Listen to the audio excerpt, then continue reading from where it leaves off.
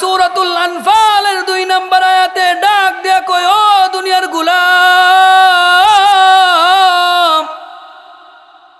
আল্লাহ তাআলা ডাক দেয়, ইন্নামাল মুমিনুনা আল্লাযীনা ইযা যুকিরাল্লাহ।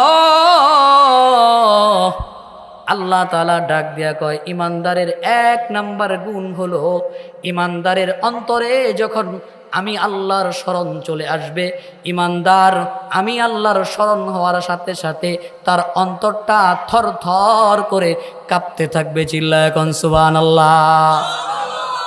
কেন আল্লাহ তাআলা ইমানদারের 1 নাম্বার গুণ বললেন? আল্লাহর স্মরণে ইমানদারের অন্তর কাঁপে। তার কারণ হলো, মানুষ অনেক সময় গোপনে গুনাহ করে। পৃথিবীর কোন মানুষ তার গুনাহ সম্পর্কে জানে না। ওই যুবকের অন্তরে যদি আল্লাহর ভয় থাকে, আল্লাহর স্মরণ থাকে, যুবক চিন্তা করবে, হায়রে আমার গুনাহ সম্পর্কে পৃথিবীর কেউ জানে না। চিল্লায়া বলেন, জানে কে? এই মুসলমান আরো আওয়াজ দেন, বলেন কে? আমাদের গুনাহ সম্পর্কে জানে কে? যুবক চিন্তা করবে, আমার গুনাহ সম্পর্কে আমার বাবা মা জানে না। আমার গুনাহ সম্পর্কে যদি আমার বাবা মা জানতো, কোনোদিন আমারে সন্তান বইলা মাইনা নিত না। আমার গুনাহ সম্পর্কে যদি আমার স্ত্রী জানতো, কোনোদিন আমারে স্বামী বইলা মাইনা নিত না।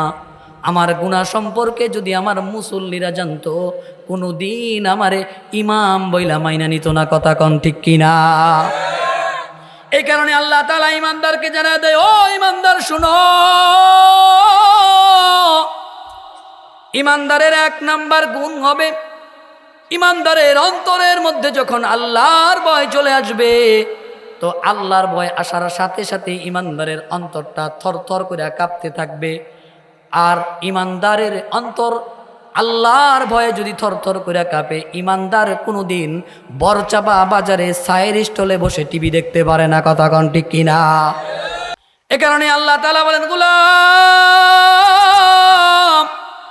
তোমার অন্তরের মধ্যে যদি আমি আল্লাহর ভয় থাকে, তুমি কোনোদিন গুনাহ করতে পারবা না, গুনাহ করতে পারবা না। এবার আল্লাহ তাআলা ইমানদারের 2 নাম্বার গুণ বলতেছেন, ওয়াইদা তুলিয়াত আলাইহিম আয়াতুহু যাদাতহুম ঈমানা। আল্লাহু আকবার। আল্লাহ তাআলা ডাক দিয়া কয়, ওয়াইদা তুলিয়াত আলাইহিম আয়াতুহু যাদাতহুম ঈমানা। আল্লাহ তাআলা ডাক দিয়া কয়, গোলাম, ইমানদারের 2 নাম্বার গুণ হলো, ইমানদারের সামনে যখন আমি আল্লাহর কালামের তেলাওয়াত করা হবে, আমি আল্লাহর কালামের তাফসির করা হবে, ব্যাখ্যা করা হবে, ওয়াজ করা হবে, তো ইমানদারের ঈমান বৃদ্ধি হইতে থাকবে। চিল্লায় এখন আল্লাহু আকবার। আল্লাহ বলেন, গোলাম, ইমানদারের 2 নাম্বার গুণ হলো, ইমানদারের সামনে যখন আমি আল্লাহর কালামের তেলাওয়াত করা হয়, আমি আল্লাহর কালামের আয়াতের ব্যাখ্যা করা হয়, তো ইমানদারের ঈমান বৃদ্ধি হইতে থাকে, ঈমান বৃদ্ধি হইতে থাকে। ও মুসল্লি, একবার কান দিয়া শুনো না, ওই কালামে পাকের তেলাওয়াতের কত মজা। কথা কন ঠিক কিনা? আজ থেকে 1450 বছর আগে আল্লাহ তাআলা আসমানের লৌহে মাহফুজ থেকে দুনিয়ার জমিনে আল্লাহ কোরআন পাঠাইছে। 1450 বছর আগে মসজিদে নববীতে ফজরের নামাজে, এশারের নামাজে প্রথম 2 রাকাতে সূরা ফাতিহা পড়ে তারপরে সূরা মিলাদ। অনুরূপভাবে আপনাদের এই মসজিদেও আজকের এশারের নামাজে প্রথম এবং দ্বিতীয় রাকাতে, প্রথম এবং দ্বিতীয় রাকাতে প্রথমে সূরা ফাতিহা পড়ছে না পড়ে নাই? আজকে 1450 বছর হয়ে গেল, একটা মানুষ বলল না, হুজুর প্রতিদিনই 1 সূরায় ফাতিহা পড়েন, এটা আর ভালো লাগে না, এটা একটু পরিবর্তন করেন, পরিবর্তন করেন। এটা বলছে? কারণ আল্লাহ তাআলা পবিত্র কালামে এত মজা, আমি বললে 1 মজা, আব্দুর রহমান সুদাইস বললে 1 মজা, কারি আব্দুল বাসেদ রহমতুল্লাহি আলাইহি বললে আরেক মজা। মানুষের মধ্যে উম্মতে পড়লে যদি এত মজা, এবার চিল্লায় এখন না মুহাম্মাদুর রাসূলুল্লাহ যখন তেলাওয়াত করে এটা কেমন মজা। সুবহানাল্লাহ। আল্লাহর নবী যখন কালামে পাক তেলাওয়াত করতেন, আল্লাহর নবী যখন এশারের নামাজ পড়া কালামে পাক তেলাওয়াত করার জন্য নামাজে দাঁড়ায় যাইতেন, আল্লাহর নবীর তেলাওয়াত শোনার জন্য মক্কার বড় বড় কাফেররা আল্লাহর নবীর বাড়ির দরজার সামনে কানটা লাগায় রাখতেন। সুবহানাল্লাহ। আবু জাহেল, উতবা, সাইবার মতো বড় বড়, আবু সুফিয়ান, উম্মে জামিল, আবুল হাবরা কানটা লাগায় রাখতেন আব্দুল্লাহর বেটা মুহাম্মদের তেলাওয়াত শোনার জন্য। একদিন আবু জাহেল চিন্তা করলো, হাই রে, আমরা নেতা খেতা হইয়া যে পরিমাণ তেলাওয়াত আমরা শুনি, আমাদেরকে যারা নেতা মনে করে তারা যদি এটা জানতে পারে তাহলে কোনোদিন আমাদেরকে নেতা মানবে না। নেতা মানবে দূরের কথা, তাদের জুতা আর আমাদের গাল, কথা কোন ঠিক কিনা? তারা বলবে যে কোরআনের আইনকে বাস্তবায়ন হইতে দাও না, যে কোরআনকে তোমরা মানো না, যেই কোরআনের জন্য মুহাম্মাদুর রাসূলুল্লাহর বিরুদ্ধে আচরণ করো, ওই ব্যক্তির তেলাওয়াত রাতের বেলা শুনো, তোদের মতো বাটপার মক্কার জমিনে আর নাই, কথা কোন ঠিক কিনা? এই যখন পরিবেশ তৈরি হইল, আবু জাহেল এবার 144 দ্বারা জারি করলো, খবরদার খবরদার, আমিও তেলাওয়াত শুনবো না, তোমরাও তেলাওয়াত শুনবা না। কেউ যদি তেলাওয়াত শুনতে যায় তার মাথার চুল নেড়া করে গোটা মক্কায় জুতার মালা দিয়া ঘুরাবো। গোটা আবার গেছে, আল্লাহ গো, এবার গিয়ে জানি কয় মিনিট লাগায় আল্লাহই জানে, কারণ আইছে না। আচ্ছা, আলহামদুলিল্লাহ। কন আগের বার কারেন্ট গেছে, লাগাইছে 10 মিনিট। মাইকম্যান যে কইয়ে ওই জানে, আমি কিছু শুনি না, আপনারা আমার কথা শুনেন।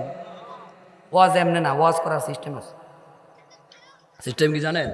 যে কয়, যে বলে না, সুন্দর সাউন্ড হইতেছে, মাশাআল্লাহ, মা সুন্দর হয়েছে, প্রশংসা করছি, টেনশন নাই, ধৈর্য না, লড়াচড়া দিও না। ওয়াজ যে শুনে করে, এ যদি না শুনে আল্লাহ কইতাছে এটা কি, কোন জায়গায় কোন বাঙ্গা দিতেছে, কেমনে আওয়াজ আছে বুঝে না। আমি তেমন শুনি না, আপনারা শুনেন তো ইনশাআল্লাহ। আজকে এটা দিয়ে চালায় দিই, কি করবো? ইনশাআল্লাহ বলেন, রাজি আছেন তো ইনশাআল্লাহ? বাকবেন কে কে? হাত উঠান। এই যে চাচাই বাকবো, আপনি বাকবেন? ও থাকবেন না বাকবেন? ও বাবা কোন থাকবেন না বাকবেন? থাকবো। আল্লাহ চাচারে কবুল করুক, বলেন আমিন। মুসলমান ভাইরা আমার, লক্ষ্য করুন আমার দিকে, যেই কথাটা আমি আপনাদেরকে বুঝাইতে চাইছিলাম। আল্লাহর নবী যখন তেলাওয়াত করত, মক্কার কাফেররা, বড় বড় লিডাররা আল্লাহর নবীর তেলাওয়াত শোনার জন্য আল্লাহর নবীর দরজার পাশে আইসা দাঁড়ায় থাকতো আর বলতো, আহ, কোরআনের তেলাওয়াত কত মজা, কত মজা, সুবহানাল্লাহ। এবার আবু জাহেল সিদ্ধান্ত গ্রহণ করলো, 144 দ্বারা জারি করলাম যে শুনবা মাথা নেড়া করে মক্কার জমিনে জুতার মালা পরায় ঘুরামু। এবার যখন রাতের বেলা হয়ে গেল, আবু জাহেল বিছানায় শুয়ে গেল, কিন্তু ঘুম তার আসে না, শুধু কুলবালিশের মতো একবার এই পাশে আসে আর একবার ওই পাশে যা, ঘুম তার চোখে নাই, কারণ তার তেলাওয়াত শোনার প্যারা উঠছে। এবার কোন যেটা শুনতে চায় এটা না শুনলে জীবনে ঘুম আসবে। আবু জাহেল মনে মনে চিন্তা করলো, আইরে সকালবেলায় তো আমি 144 দ্বারা জারি করছি, কেউ তারা কোরআন শুনতে যাবে না, কাজে আজকে আমি একা একা শুনবো, কেউ সেটা জানতেও পারবে না। আবু জাহেল যে চিন্তা করছে, উতবাও সে চিন্তা করছে, সাইবাও সে চিন্তা করছে, একজনে একজনে চিন্তা করতে করতে 4 কোনায় 5 কোনায় 5 জন দাঁড়ায় গেছে। বেলাল যখন মসজিদে নববীতে ফজরের আজান যখন হয়ে যায়, হুশ বুশ না পায়া দিছে দৌড়। ঘটনাক্রমে ফিরার রাস্তা ছিল একটা, দ্বিতীয় কোনো রাস্তা ছিল না। একজন আরেকজনের সাথে খাইছে ধাক্কা। ধাক্কা খায় কয়, কে কয় আমি আবু জাহেল। তুমি কে? গলার আওয়াজ শুনে কি চিনো না আমি কেডা? কইলাম যে গতকালকে আইসবা না। খবরদার নেতা, নিজেও যেই অন্যায় করছেন এই অন্যায়ের প্রতিশোধ আপনি নিতে যাইবেন না। এবার কন এটা তেলাওয়াতের মজা, ঠিক কিনা? হ্যাঁ চিল্লা কন ঠিক কিনা? আল্লাহ তাআলা দুনিয়ার জমিনে সব থেকে বেশি কণ্ঠ যাকে দান করছে, যার তেলাওয়াতে আকাশের পাখিরা পর্যন্ত জমিনে নেমে আসতো, আল্লাহর পয়গম্বর দাউদ আলাইহিস সালাতু ওয়াস সালাম। কণ্ঠে এত মজা, এত মজা। আল্লাহর পয়গম্বর যখন তেলাওয়াত করতেন আকাশের উড়ন্ত পাখিগুলা জমিনের মধ্যে নেমে আসতো, সাগরের মাছগুলো সাগরের তীরে চলে আসতো। আল্লাহ তাআলা যত নবীকে, যত মানুষকে কণ্ঠদান করছে, কারো তেলাওয়াত শুনে মানুষ ঈমান আনে নাই।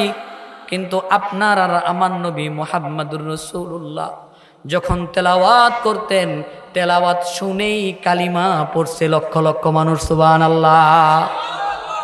এ কারণে আল্লাহ আয়াত নাযিল করে জানায় দিলেন, গোলাম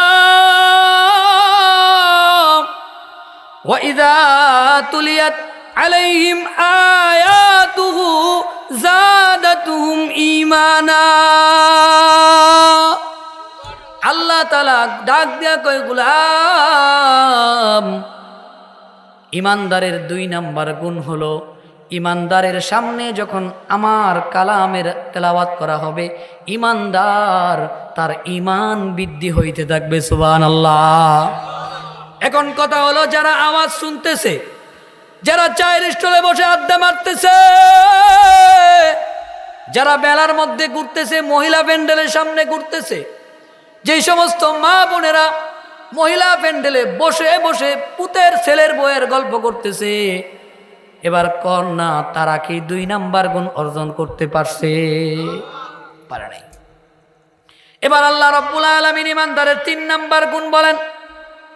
আল্লাহ তাআলা বলেন, ওয়া আলা রাব্বিহিম ইয়াতাওয়াক্কালুন। আল্লাহ রাব্বুল আলামিন বলেন, ইমানদারের গুণ 3 নাম্বার গুণ হলো, ইমানদার ভরসা করবে একমাত্র আল্লাহর উপর। বলেন, ভরসা করব তো কার উপর? চিল্লায় কন, কার উপর? সকালে খাইলেও আল্লাহর উপর ভরসা করব, না খাইলেও আল্লাহর উপর ভরসা করব। বিকালে খাইলেও আল্লাহর উপর ভরসা করব, না খাইলেও আল্লাহর উপর ভরসা করব। জামা ভালো জামা থাকলেও আল্লাহর উপর ভরসা করব, না থাকলেও আল্লাহর উপর ভরসা করব। বলেন, ইমানদার ভরসা করে তো কার উপর? চিল্লায় কোন, কার উপর? আল্লাহ। কেমন ভরসা, কেমন ভরসা? এখানে এমন কেউ আছেন যার একটা লুঙ্গি থাকলে হাত উঠান, লুঙ্গি আর একটা হাত দিয়ে দিন। একটা পাঞ্জাবি বা একটা গেঞ্জি, একটা শার্ট, এমন কেউ আছেন? তার মানে কি একাধিক, কি একের অধিক, 2টা 3টা 4টা, ঠিক না? আপনার কি একটা নেই? থাকলে কম, আর 4-5টা আছে। মাশাআল্লাহ বলেন, মাশাআল্লাহ কর। একটা 2টা 3টা 4টা, একটা নাই, একের অধিক। সর্বনিম্ন না থাকলেও 2টা, সর্বনিম্ন না থাকলেও 2টা। আপনার একটা নেই, অধিক। কেমন ভরসা, কেমন ভরসা মুসলমান শুনো। আল্লাহর নবীর একজন সাহাবী যার নাম ছিল আব্দুল্লাহ আনসারী রাদিয়াল্লাহু তাআলা আন। আপনার আমার কাপড় তো একের অধিক, কিন্তু আব্দুল্লাহ আনসারীর যেটা কাপড় ছিল উনি ওটা নিজেও পরতেন, উনার স্ত্রীও পরতো। আপনার শার্ট কি আপনার স্ত্রী পরে? আপনার লুঙ্গি পরে? যদি আপনি ঠিক মতে বাইরান তাও পরবে? তাও কিন্তু পরবে না। কিন্তু আব্দুল্লাহ আনসারী এত দরিদ্র, কাপড় সতর ঢাকার মতো কাপড় মাত্র একখানা। আল্লাহ নবীর পিছে বা জামাত নামাজ আদায় করতেন, কোনোদিন জামাত ছেড়ে দিতেন না, কিন্তু উনি সকলের পরে মসজিদে যাইতেন আর সকলের আগে মসজিদ থেকে বাড়িতে চলে যাইতেন। উনি যখন এমন করেন, এই কাহিনীটা, এই বিষয়টা বড় বড় সাহাবী হযরতে উমর, হযরতে আবু বকর, হযরতে উসমান, হযরতে আলী, এমন দামি দামি সাহাবীর নজরে পড়ল। হায়রে, আব্দুল্লাহ আনসারী তো সকলের পরে মসজিদে আসে আর সকলের আগে বাড়িতে চলে যায়। আল্লাহর নবী হাদিসের মধ্যে ইরশাদ করেন, মুনাফিকের অন্তর মসজিদে টিকে না, মুনাফিক বাজারে বসে থাকতে ভালোবাসে। কথা কোন ঠিক কিনা? আমাদের সমাজের মানুষ হলো, যদি কোনো বাচ্চা তার বাড়িতে গিয়ে জিজ্ঞাসা করে তোমার আব্বু কোথায়, কই এই মসজিদে গেছে, এখন গেছে, এখনই চলে আসবে। আর যদি বলে তোমার আব্বু কোথায়, যদি কয় বাজারে গেছে, যদি কয় আসবে কখন, কখন যে আসবে সেটা জানি না। আছে না নাই? এই মিশা কথা কইতেছি, মিশা কথা হইলে কন। আপনাদের এলাকায় নাই, আমাদের এলাকাতে আছে। আপনাদের এলাকাও আছে? আছে। মসজিদে গেছে, কয় এই গেছে, এই আসবে। আর বাজারে গেছে, কখন যে আসবে এর কোনো টাইম বেডিও জানে না, বেড়াও জানে না, তার পোলাবানও জানে না। কথা কন ঠিক কিনা? অথচ আল্লাহর নবীর জমানায় কি ছিল, কোন সাহাবী যদি বাজারে যাইতো আর যদি বাড়িতে গিয়া কাউকে জিজ্ঞাসা করা হইতো যে কখন গেছে, কই গেছে, কই এই মাত্র বাজারে গেছে, এখনই বাজার থেকে চলে আসবে। আর যদি বলা হইতো মসজিদে গেছে, তাহলে বলতো মসজিদে গেছে, কখন গেছে, এখন গেছে, কখন যে আসবে সেটা জানা নাই। সুবহানাল্লাহ। আমরা পুরা উল্টা, পুরা উল্টা। তো আল্লাহর সাহাবীরা, আল্লাহর নবীর সাহাবীরা চিন্তা করলো, মুনাফিকের অন্তর মসজিদে বসে না, মুনাফিকের অন্তর বাজারে বসে। কিন্তু আব্দুল্লাহ আনসারী দামি সাহাবী, সাধারণ কোনো সাহাবী না। হযরতে উমর, হযরতে আবু বকর, হযরতে আলী, বড় বড় সাহাবী মিলা রসুলের কাছে গিয়া আব্দুল্লাহ আনসারীর নামে নালিশ দিয়ে দিস, ওগো হাবিব, আপনার কলিজার টুকরা সাহাবী আব্দুল্লাহ আনসারী সকলের পরে মসজিদে আসে, সবার আগেই মসজিদ থেকে চলে যায়। আল্লাহর নবী বলে, ঠিক আছে তাহলে চলো আব্দুল্লাহ আনসারীর বাড়িতে চলো, জিজ্ঞাসা করি তার কি সমস্যা। বড় বড় সাহাবী সহ, রসুল সহ আব্দুল্লাহ আনসারীর বাড়িতে গিয়া সালাম দেয়, আসসালামু আলাইকুম ওয়া রাহমাতুল্লাহ। একবার সালাম দেয়, দুইবার সালাম দেয়, তিনবার সালাম দেয়। আব্দুল্লাহ আনসারীর ঘর থেকে কোনো সালামের জবাব আসে না। ও মুসলমান, চিল্লায় বলো না, কারো বাড়িতে গিয়া সালাম দেওয়ার নির্দেশ তিনি দিয়েছেন, তিনার নাম কি? এই কথা কয় না, তিনার নাম কি? আল্লাহ তাআলা জানা দেয়, ও ইমানদার শুনো, লা তাদখুলু বুয়ুতান গায়রা বুয়ুতিকুম হাত্তা তাস্তানিসু ওয়া তুসাল্লিমু আলা আহলিহা। তোমরা যখন কারো বাড়িতে যাইবা, ঘরে প্রবেশ করবা, ততক্ষণ পর্যন্ত প্রবেশ করবা না যতক্ষণ না তোমরা তাকে সালাম দাও। সুবহানাল্লাহ। অথচ আমার পার্শ্ববর্তী চাচাতো ভাই, খালাতো ভাই, কোনো রকমের বাপের রক্তের আশেপাশেটা গেছে, হ্যাঁ আমার ঘরে বেডরুমে পর্যন্ত যায়, সালাম কালামের তো খবর নাই। এমন আছে না নাই? বাড়িতে ঢুকলেও সালাম দেয় না, আছে না নাই? আরেক দল আছে, বউয়েরা সালাম দেয় না, শরম করে। এক জায়গায় সালামের ওয়াজ করছি, আসসালাম কবলাল কালাম ও আতআইমুত তাআম। রসুল কইছে আগে সালাম, কবলাল কালাম পরে কথা, কথাবার্তা কওয়ার পরে যদি খানা দানা কিছু দেয় তাহলে খাইবেন। রসুল কইছে, হাদিস। এই বেচারা বুড়া বেটাকে, হুজুর 40 বছর ধরে বউয়েরা সালাম দিছি না, এখন সালাম দিতে শরম করে।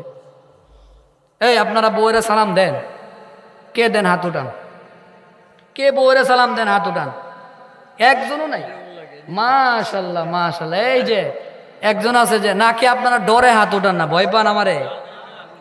আচ্ছা, যদি না দেন তাহলে আজকে থেকে দিবেন, বলেন ইনশাআল্লাহ।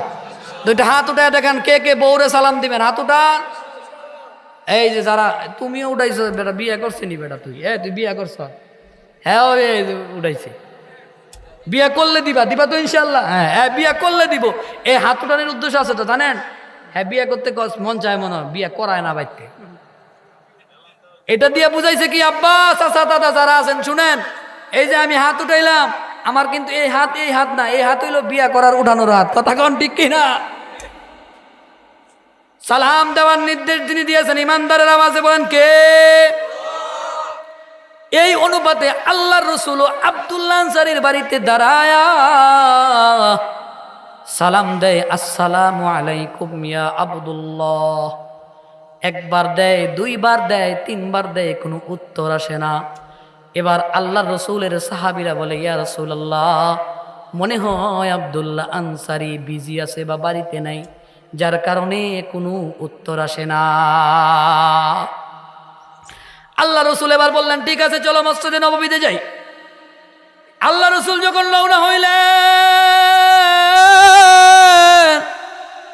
পিছন থেকে দরজা খুইলা আব্দুল্লাহ আনসারী উত্তর দেয়, ইয়া রাসূলুল্লাহ ওয়া আলাইকুমুস সালাম ওয়া রাহমাতুল্লাহ। নবী গো, আপনি আমার বাড়িতে কেন আসছেন? আমি এত গরিব মানুষ, আমার বাড়িতে আসছেন মেহমান নিয়ে, কি মেহমানদারি করব?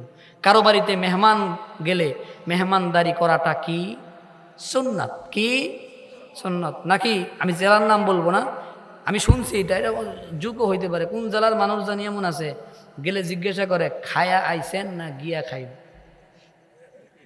জেলার নাম বলবো না, সামনে মাহফিল আছে, পরে গেলে আমরা আটকাই বলছে, কবে কইছি আপনার এই কথা? খায়া আইছেন না গিয়া খাইবেন কয় না? জানি না, আমিও শুনছি ভাই, আমার সাথে এরকম হয় নাই, বরঞ্চ আমি ওই জেলাতে গেলে আরো বেশি করে খাওয়াই দেয়। সুবহানাল্লাহ। ওগো নবীজি, কেন আমার বাড়িতে আসছেন? আল্লাহর নবী ডাক দিয়ে কয়, আব্দুল্লাহ, তোমার ব্যাপারে গুরুতর একটা অভিযোগ আছে, সেটা কি জানো?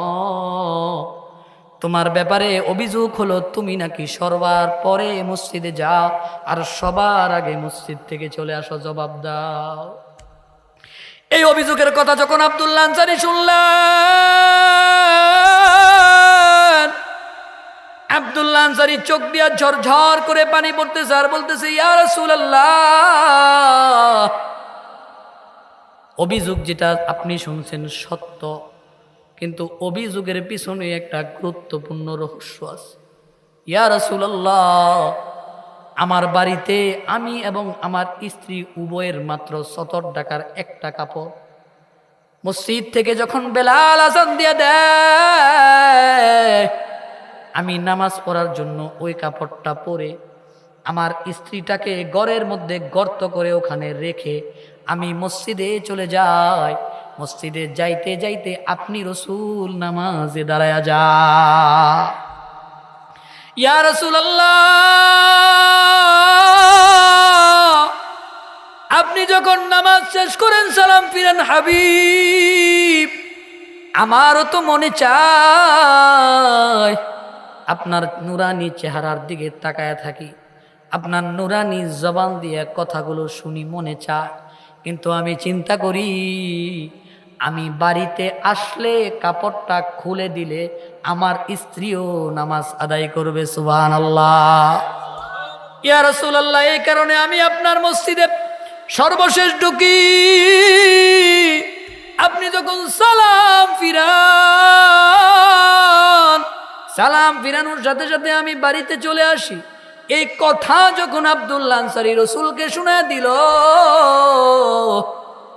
আল্লাহ রাসূলের চোখ দিয়া ঝরঝর করে পানি পড়তেছে। আল্লাহ রাসূলের চোখ দিয়া পানি পড়া দেখে ওসমান, উমর, আলী, আবু বকর রাদিয়াল্লাহু তাআলা আলাইহিম আজমাইন, তারা আব্দুল্লাহ আনসারী ডাক দিয়া কয়, আব্দুল্লাহ আনসারী, এমন কোন কথা তুমি বলেছ যার কারণে রাসূল নিজেই চোখ দিয়া ঝরঝর করে পানি পড়তেছে? কি আঘাত দিছো বলো? আব্দুল্লাহ আনসারী ডাক দিয়া কয়, ভাই শোনো, আমি কোনো আঘাত দেই নাই। ও ভাই, আমি আমার নবীরে আমার কলিজার থেকে, আমার জীবন থেকে, আমার সন্তান থেকে, স্ত্রী থেকে, দুনিয়ার সব কিছু থেকে আমি আমার নবীরে ভালোবাসি। সুবহানাল্লাহ। এই ইমানদার, আপনারা নবীরে ভালোবাসেন কি বাসেন না? ভালো আপনিও বাসেন, আমিও বাসি, কিন্তু আমার নবীর নামে যখন কেউ মিথ্যা কথা বলে, আমার নবীর চরিত্র নিয়ে যখন কথা বলে, ইমানদার চুপ হয়ে বসে থাকে। কথা কন ঠিক কিনা? তবে এমন কিছু ইমানদার দুনিয়াতে আছে, আল্লাহ নবীর চরিত্র নিয়ে আল্লাহ নবীর অপবাদ দিবে, মুসলমান সেটা বরদাস্ত করবে না। কথা কন ঠিক কিনা? আব্দুল্লাহ আনসারী ডাক দেয়া কয়, ওমর শুনো, আমি আমার নবীরে আমার কলিজার থেকেও বেশি মহাব্বত করি আর ভালোবাসি। আমি আমার নবীরে কষ্ট দিব এটা হতে পারে না, কিন্তু বর্তমান জমানায় আমরা নবীরে দেখি নাই, আমরা নবীরে অনেকেই কষ্ট দেই। কথা কন ঠিক কিনা? এখন কইবেন প্রমাণ কি? আমরা নবীরে দেখি, নবী মরছে বহুত আগে, প্রায় 1400 বছর হয়ে গেছে নবী দুনিয়া থেকে বিদায় হয়েছে, নবীরে কষ্ট কেমনে দেই বলবো? এটা বলার পরে আপনারা রাগ করবেন না তো? রাগ করবেন না? সহজ কথা, দাড়ি কাটলে নবী কষ্ট পায়। দাড়ি কাটলে, বলেন দাড়ি কাটলে এই উম্মত কেমনে হাসরের মাঠে হাউজে কাউসারের পাশে দাঁড়াবে? উম্মত গিয়া বলবে, নবী আমি আপনার উম্মত, ও নবী আমি আখিরি জামানার মুহাম্মদুর রাসূলুল্লাহর উম্মত, আপনার চেহারার দিকে তাকায়া আল্লাহর রসুলটা তার চেহারাটা ফিরে নিবে আর বলবে, না না না, তুমি আমার উম্মত না, তুমি আমার উম্মত না। উম্মত যদি থাকতা, আমি রসুলের সুন্নতটা তোমার গালের মধ্যে থাকতো। কথা কন ঠিক কিনা? এরে উম্মত, 23টা বছর তোর জন্য কান্না করছি, আমি রসুল তোর জন্য কি না করছি? তোর জন্য রসুল পেটের মধ্যে পাথর পর্যন্ত বাঁধছি, তায়েফের মধ্যে মার খাইছি, নিজের জন্মভূমি মক্কা থেকে বিতাড়িত হয়েছি, 10টা বছর মক্কাতে আমি ঢুকতে পারি নাই, উহুদের ময়দানে মার খাইলাম, বদরে মার খাইলাম, আমার লক্ষ লক্ষ সাহাবী মার খাইলো। আজকে তুমি আমি নবীর সুন্নতটা দুনিয়া থেকে নিয়ে আসতে পারো নাই, তুমি বলতেছো তুমি আমার উম্মত। না না না, আজকে আমি নবী তোমারে কাউসারের পানি পান করবো না। বলে নাউজুবিল্লাহ। এ কারণে যুবক ভাইয়েরা, আমার বন্ধুরা, আপনার পা দুইটা আগায় দেন, যদি পায়ে ধরতে হয় পায়ে ধইরা আলুয়া কান্দির মুসলমানদেরকে বলে যায়, যা করছো করছো, যা কাটছো কাটছো, আর একটা দিনের জন্য, একটা মুহূর্তের জন্য তোমার দাড়ির মধ্যে খুর লাগাইবা না। পারবা তো ইনশাআল্লাহ? এ যুবক, পারবা তো ইনশাআল্লাহ?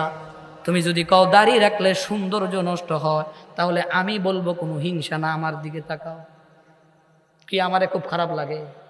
আচ্ছা তাকান তো, ওই যে ওনার দিকে তাকান, দেখেন তো বয়সটা কেমন হইব, 50-এর প্লাস, কত সুন্দর দাড়িটা চকচক করতেছে না? এই দাড়ি নিয়ে যখন রসুলের সামনে দাঁড়াইব আর বলবা, আমি তো এই উম্মতটার জন্য এত কষ্ট করছি, আমার দিকে তাকান। এখনো মাহফিলে গেলে জিজ্ঞাসা করে, হুজুর বিয়া করছেন? জিজ্ঞাইলাম, আচ্ছা উত্তরটা আগে পরে, আগে আপনি বলেন এ কথাটা আপনি কেন আমাকে জিজ্ঞাসা করলেন? বিয়ে না করলে একটা নাতিন আছিল। কি আছিল? কথা কয় না, কি আছিল? আমি কইছি আলহামদুলিল্লাহ, আমার 2 বছর একটা মেয়ে বাচ্চা আছে, বেচারা। কয় দেখ আলহামদুলিল্লাহ, কারো না কারো তো বিয়ে করছে। কেন? এটা আমি আপনাদেরকে এই কারণে বুঝাইলাম যে দাড়ি রাখলে সৌন্দর্য নষ্ট হয়, বরঞ্চ দাড়ি কাটলে আরো সৌন্দর্য নষ্ট হয়। কথা কোন ঠিক কিনা? আল্লাহ যে কথা বলতেছিলাম, আল্লাহ নবীর সাহাবী হযরত ওমর, হযরত আবু বকর, আব্দুল্লাহ আনসারী ডাক দেয়া কয়, আব্দুল্লাহ আনসারী কি এমন রসুলকে কষ্ট দিছো? কষ্ট দিয়া কথা কইছো যে রসুল নিজেই কান্না করে দিছে।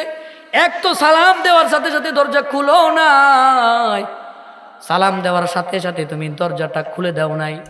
ও আব্দুল্লাহ আনসারী, আমার নবীরে কি কইছো? তাড়াতাড়ি খবরদার এবার কোন, উমর নরম না গরম? এই উমর গরম না নরম?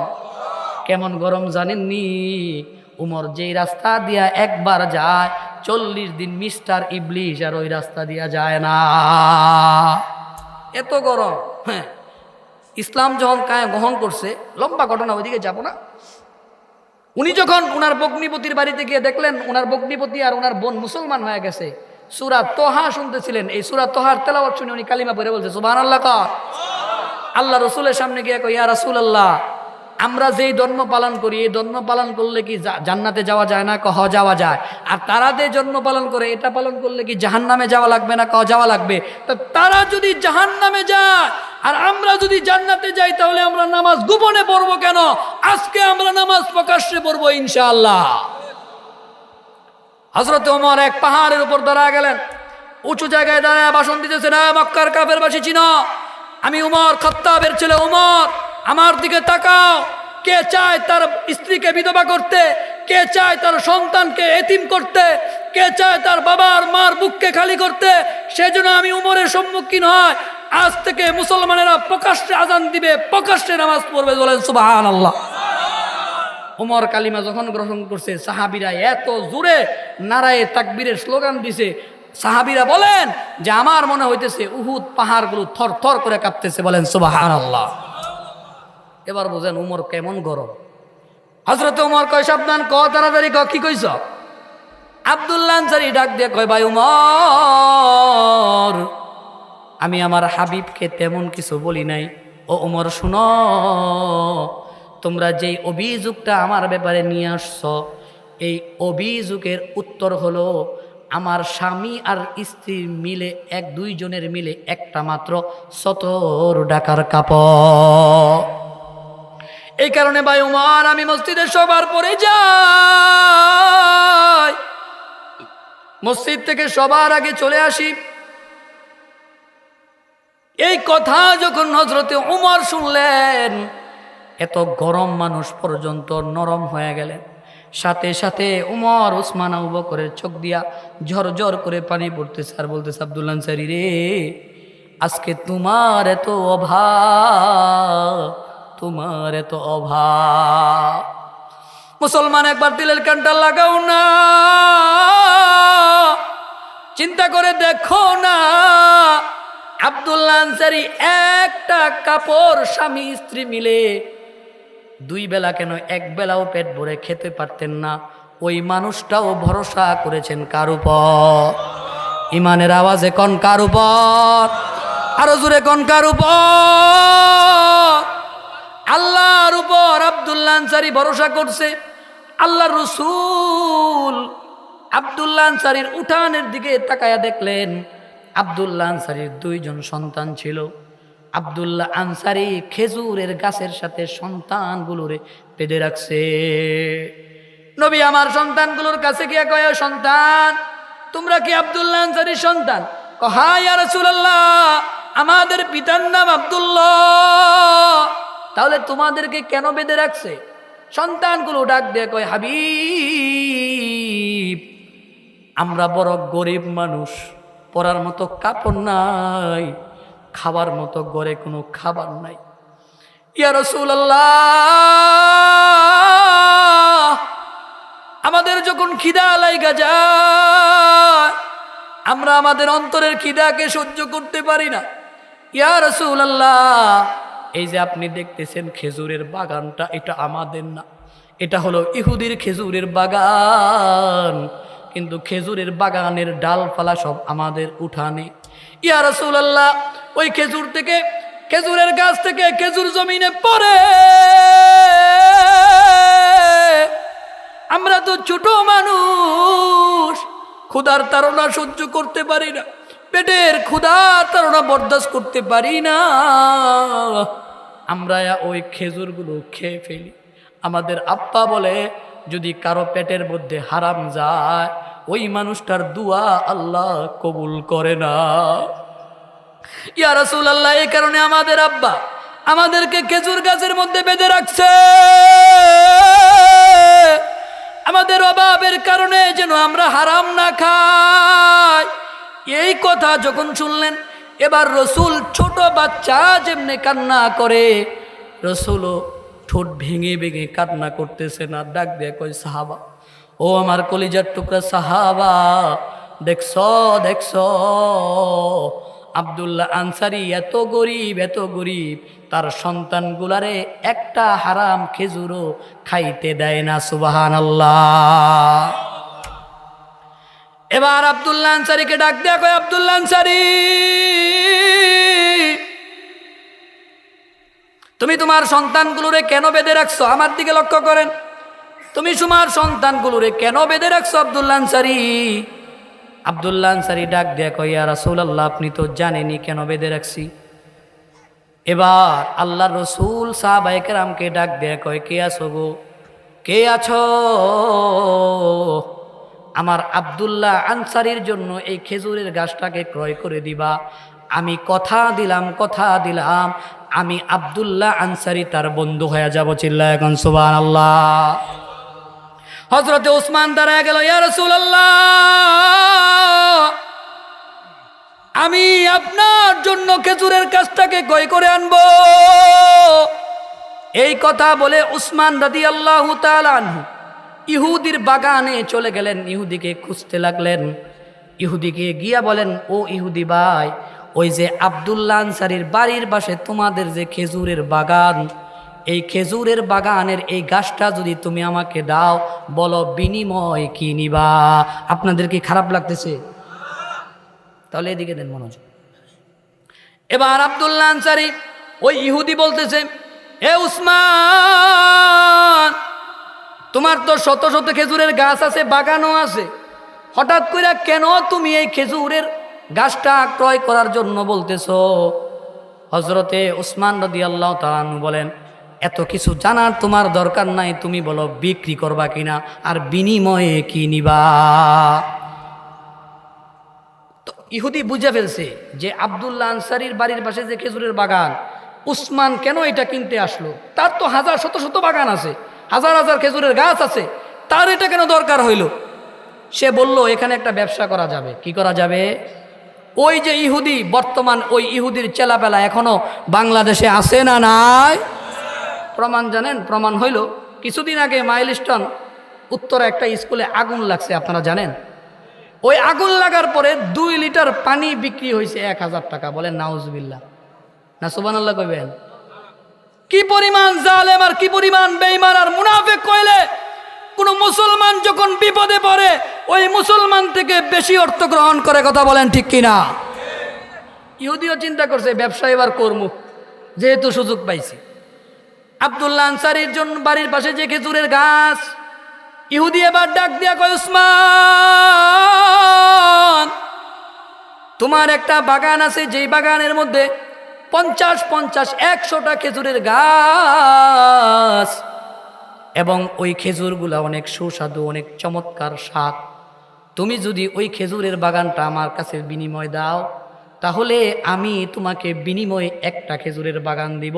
ইমানদার চিল্লায় এখন, একটার পরিবর্তে দিতে হবে কয়টা? ওসমান ডাক দেয়া কয়, ওই যদি শুনো, আমি আমার এই গাছটাকে আমি আমার রসুলকে হাদিয়া দিব। তুমি এমন একটা বাগান না, 100টা গাছওয়ালা বাগান না, তুমি যদি আমার কাছে 10,000 1000 খেজুরের গাছও চাইতা, আমি উসমান দ্বিধাবোধ করতাম না। সুবহানাল্লাহ। হযরতে উসমান রাদিয়াল্লাহু তাআলা আনহু গাছটা ক্রয় করলেন, নবীজির কাছে এসে কয়, ইয়া রাসূলুল্লাহ, ইয়া হাবিবাল্লাহ, এই যে খেজুরের গাছ নিয়ে আসছি, আল্লাহর রসুল তারে আব্দুল্লাহ আনসারীরে ডাক দেয়া কয়, আব্দুল্লাহ, আজ থেকে তোমার আর কোনো কষ্ট নাই, আমি রসুল তোমার জিম্মাদার হয়ে গেলাম, যাও খেজুরের গাছটা তোমারে হাদিয়া দিয়া দিলাম। বলেন সুবহানাল্লাহ।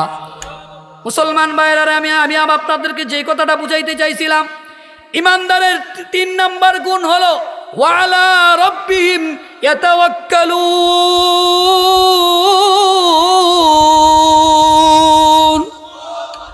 আল্লাহ তাআলা বলেন, ইমানদারেরা যেই হালতেই থাকুক না কেন, যেই অবস্থাতেই ইমানদার থাকুক না কেন, ইমানদার ভরসা করবে তো কার উপর? এবার ইমানদারের 4 নাম্বার গুণ আল্লাহ বলেন, আল্লাযীনা ইউকিমুনাস সালাহ। ইমানদারের 4 নাম্বার গুণ হলো ইমানদার মরে গেলেও নামাজ পরিত্যাগ করবে না, নামাজ ছেড়ে দিবে না। ইমানদার যেই হালতেই থাকুক না কেন, যেই অবস্থাতেই থাকুক না কেন, ইমানদার নামাজ আদায় করবে। কথা কন ঠিক কিনা? হাইরে, আজকে আমার সমাজের মানুষগুলোর কি হয়ে গেল? ফজরের নামাজে মুসল্লি নাই, জোহরের নামাজেও মুসল্লি নাই, আসরেও নাই, মাগরিবেও নাই। অথচ আল্লাহ তাআলা ডাক দিয়া কয়, গোলাম ফজরে আয়, ফজরে আয়। লম্বা একটা ঘুমের পরে ফজরের নামাজের সময় হয়েছে, ফজরে আয়। গোলামটা ফজরের নামাজেও যায় না। আল্লাহ ডাক দিয়া কয়, ফজরে আসো নাই, সমস্যা নাই, জোহরে আয়, আমি আল্লাহ ফজরের গুনাহ তোরে মাফ করে দিব। সুবহানাল্লাহ। জোহরেও গোলামটা যায় না। আল্লাহ কয়, গোলাম আসরে আয়, আসরে আয়, আমি আল্লাহ ফজর জোহর মাফ করে দিব। ফজরেও যায় না, জোহরেও যায় না, আসরেও যায় না, মাগরিবেও যায় না, এশাও যায় না। বছর চলে যায়, মাস চলে যায়, দিন অতিক্রম হয়ে যায়, গোলামটার নামাজ পড়ে না। আল্লাহ তাআলা সুবহ সাদেকের আগে মধ্য রজনীতে গোলামদেরকে ডাক দিয়া কয়, আলা মিন মুস্তাগফিরিন ফাআগফিরুল্লাহ, আলা মিন মুস্তারজিকিন ফাআরযুকা, আলা কাযা আলা কাযা হাত্তা ইয়াতলু আল ফাজর। বলেন আল্লাহু আকবার। আল্লাহ তাআলা ডাক দিয়া কয়, গোলাম কার ক্ষমা দরকার আমি আল্লাহর কাছে চা, আমি আল্লাহ ক্ষমা করে দিব। কার রিজিকের দরকার আমি আল্লাহর কাছে চা, আমি রিজিক দিয়ে দিব। এইভাবে আল্লাহ তাআলা গুলাম গুরালে ফজর পর্যন্ত ডাকতে থাকে। গুলাম ফজরের নামাজে উঠে না। কথা কন ঠিক কিনা? এবার ইমানদারের 5 নাম্বার গুণ আল্লাহ বর্ণনা করেন, ওয়া মিম্মা রাযাকনাহুম ইউনফিকুন।